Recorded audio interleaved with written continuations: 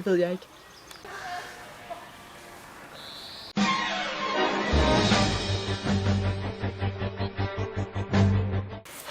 Hvad fanden sker der? Vi var højt da næsten til tiden. Han er pisse langsom. Det må jeg virkelig undskylde. Hvor blev du af? Rolig skat. Vi skal nok nå det. Jeg troede, det var et Guds hus. Nu begynder vi.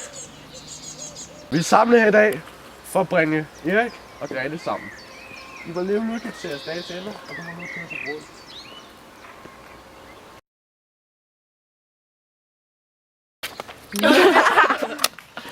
Nej, kom nu. Det virker så klamret. Nej, kom nu. Men jeg er jo ikke engang kristen. Jo, det er men det var konservativt. Stadigvæk. Jeg sidder lige ned. Jeg troede, det var i min faders hus. Til Guds hus. Ja, Guds hus før, det lyder lidt for bedfærdigt. Okay, 3. Kaptajn Morten.